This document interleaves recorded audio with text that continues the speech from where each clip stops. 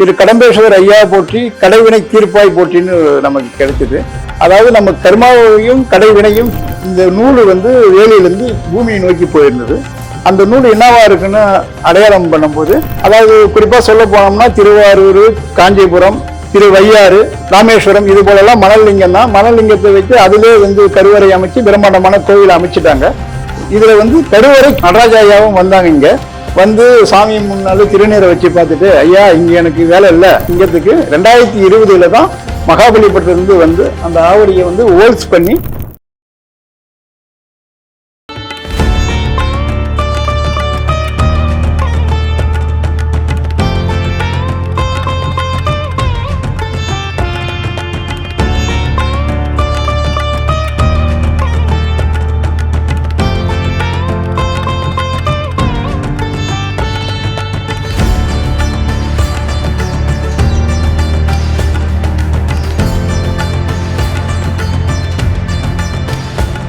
சிவாய நம. திருச்சிற்றம்பலம்.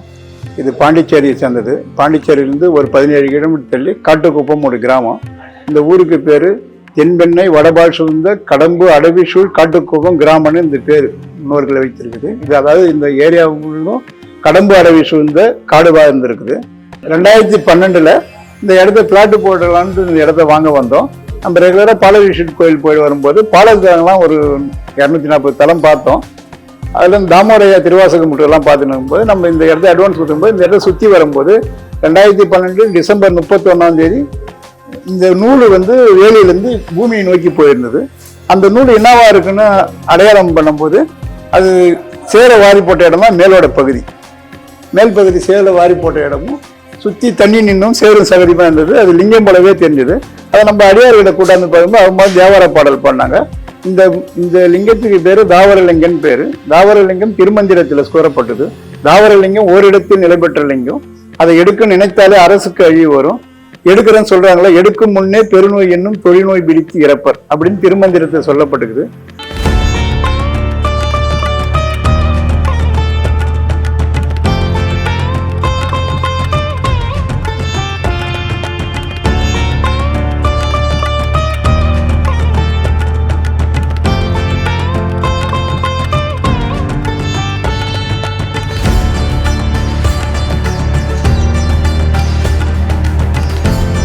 திருக்கழுக்குன்றத்தில் தாமோரையா திருவாசகம் படிச்சுன்னு வராங்க. அவங்க கிட்ட இதை பத்தி கேட்டபோது அவர் ஐயா என்ன சொன்னாங்க, ஆற்று மணலை திருச்சியிடம் திருவாரூர், சேற்று சகதியை திருச்சியோட அகத்தியூர், எது முகூர்த்தமோ அதுதான்பா முகூர்த்தம், அதுதான் சாமி, அதுவே வழிபாடு பண்ணுப்பான்னு சொல்லிட்டாங்க.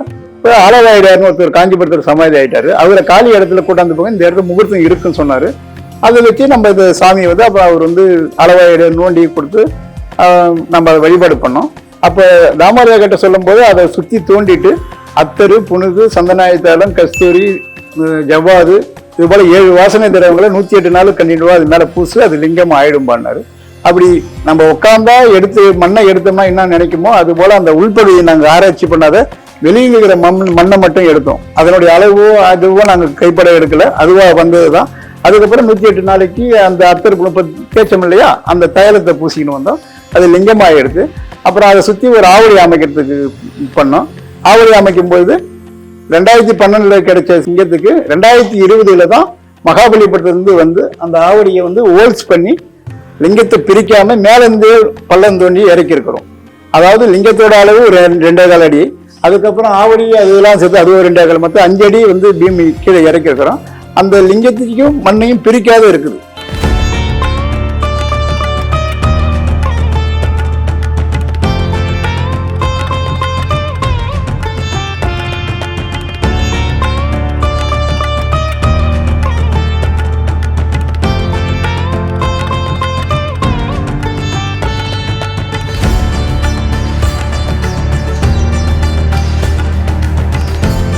அதாவது இதுல சொல்லுவாரு மாணிக்கவாசர், நிலத்தின் மேல் அருளி, நிலத்தின் மேல் சாமி அருள் செய்யறாரு.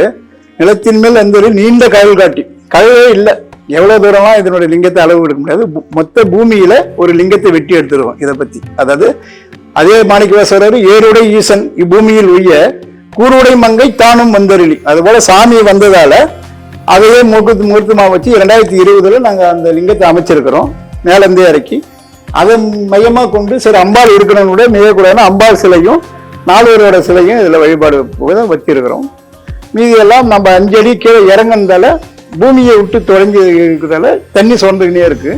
அதாவது குறிப்பா சொல்ல போனோம்னா திருவாரூர், காஞ்சிபுரம், திருவையாறு, ராமேஸ்வரம் இது போல எல்லாம் மணல் லிங்கம் தான். மணல் லிங்கத்தை வைத்து அதிலே கருவறை அமைச்சு பிரம்மாண்டமான கோவில் அமைச்சிட்டாங்க. இதுல கருவறை கீழே இறங்கி இருக்குது. அதுக்கும் இதுக்கும் உள்ள வித்தியாசம், கருவறை கீழே இருக்குது. பூமியிலே ஒரு லிங்கத்தை வெட்டி எடுத்திருக்கிறோம். அதான் இதுல பிரிக்கல. அதாவது நெகமும் சதையும் போல கல்லும் களிமண்ணும். அதாவது நம்ம காலத்துக்கு அப்பால் எத்தனை ஆயிரம் ஆண்டுகள் வந்தாலும் வெளியில எதுனா செய்யலாம். அந்த லிங்கத்தை பிரிச்சு வேலையை செய்ய முடியாது. அது போல ஒரு லிங்கம் இது. சுயம்பு திருமேனி, சுயம்பு திருமேனியா இருக்குது. நாங்கள் வழிபாடு பிரதோஷ வழிபாடு, கார்த்திகை தீபம், ஐப்பசி அன்னாபிஷேகம், மகா சிவராத்திரி. அதாவது ஐப்பசி அன்னாபிஷேகத்துக்கு கிட்டத்தட்ட 200 கிலோ அளவுக்கு பச்சரிசி சாதங்கள் வடித்து மேலே சாத்தி அளவிற்கும் அன்னாதனம்.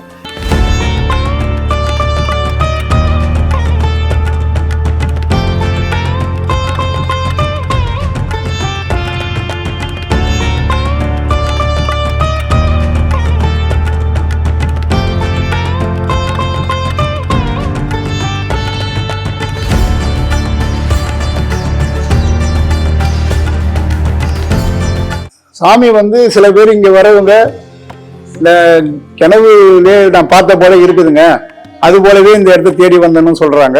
சிலவங்க வேண்டிக்கின்னு போனாங்க, எனக்கு நடந்தது, என்னோட காரியம் செயல்படுதுன்னு சொல்றாங்க. நான் இந்த சிதம்பரத்துல சொல்லும் போது போற்றி சொல்லும் போது திரு கடம்பேஸ்வரர் ஐயா போற்றி, கடைவினை தீர்ப்பாய் போற்றின்னு நமக்கு கிடைச்சது. அதாவது நம்ம கர்மாவையும் கடைவினையும் தீரக்கூடிய பெருமான் இவர் தான். புரியுதுங்களா? அதாவது ஞானத்தை தர ஒரு அடிகளார் வந்தாங்க, ஞானம் தருவார் அவரு. ஞானமும் மற்ற சிவபோகங்களும் கொடுத்து அருள் செய்யறார் சாமி. ஆம்பூர் நடராஜன் ஒரு திருப்பணிகள் செஞ்சுருக்கிறாரு. தாமோதர கிட்ட சொல்லும் போது, ஐயா அந்த கோயிலை போய் பாருப்பா, எல்லாம் வருதுன்றாங்க. அவரை போய் பார்த்து அந்த கோவிலை கட்டுறதுக்கு உண்டான வழியை காட்டுப்பான்னு அவரை நடராஜனை சொல்லி அனுப்பினாரு. நடராஜ ஐயாவும் வந்தாங்க. இங்க சாமி முன்னாலே திருநீரை வச்சு பார்த்துட்டு, ஐயா இங்க எனக்கு வேலை இல்லை, இவருக்கும் உங்களுக்கும் தான் இதுல சம்பந்தம் இருக்குது. நீங்க அன்னதானம் செஞ்சீங்கன்னா சாமி வழி விடுவாரு, அவர் திருப்பணி அவர் கட்டிக்குவாரு. அதாவது நீங்க அன்னதானம் மட்டும் செய்யணும். கிட்டத்தட்ட ஒரு 12 வருஷத்துக்கு முன்னாடி அவர் ஐயா சொல்லிட்டு போனாங்க. அது மூலமா நாங்க 2 கிலோன்னு ஆரம்பிச்சு இன்னைக்கு 5-6 கிலோ வரைக்கும் தினந்தோறும் மதிய உணவு பண்ணினுக்கிறோம். பிரதோஷத்துக்கு அன்னைக்கு சாயங்காலம் செய்யறோம். இது ரெகுலரா நம்ம அன்னதானம் பண்ணிக்கிறோம். அதுக்குண்டான உதவிகள் இது வரைக்கும் கொடுத்துனுக்குறாங்க. நீங்களும் உங்களுக்கு ஏதாவது தற்காரியங்கள், பிறந்த நாள் வாழ்த்துக்கள் இருந்தாலும் நீங்க செஞ்சு சாப்பாடு செஞ்சு புண்ணியம் பெறலாம்.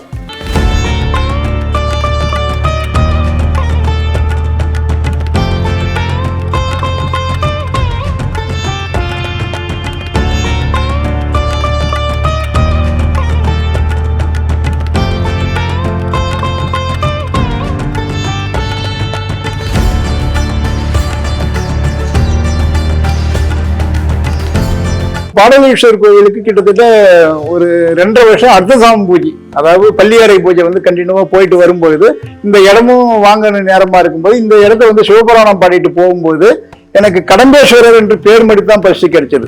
சாமியோ எதுவும் கிடைக்கல. நிலத்துல இருந்தபோது கடம்பேஸ்வரர் பேர் கிடைச்சது. இங்க ஒரு பாபா கோயில் இருக்குது. அங்க போகும்போது நம்ம இங்க சிவன் கோவில் இருக்குதான்னு கேட்டாங்க. இல்ல நம்ம கட்ட போறோம் சிவன் பேரை மட்டும் சொல்லி நம்ம அர்ச்சனை செய்திருந்தோம். அதே போல அதுக்கப்புறம் தான் சாமியே கிடைச்சார்.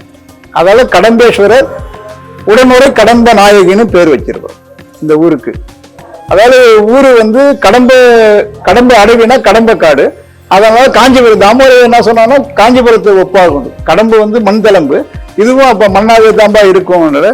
6-7 முறையில தாமோதரையாவே இங்க வந்திருக்கிறாங்க. பிரதிஷ்டை பண்ணும் போது ஐயா அது இப்படி செய்யணுமான்னு சொல்லி செஞ்சுட்டு கொடுத்துட்டு போனாங்க. ஐயா லாஸ்டா ஒரு முறை வரும்போது, இது மாகாளம் 3 தாம்பா இருக்கு, இது 4வது மாகாளம், உஜ்ஜயினியை போல 4வது மாகாளமா வரும்னு மட்டும் சொல்லிட்டு போய்கிறாரு. அது எந்த நிலைப்பாடுல வரும், எப்படி வரும்ன்றது எங்களுக்கு தெரியல. ஏதோ ஒரு வரலாறு இருக்கு. கோவிலோட அளவு இது சின்னது, இது கிடையாது.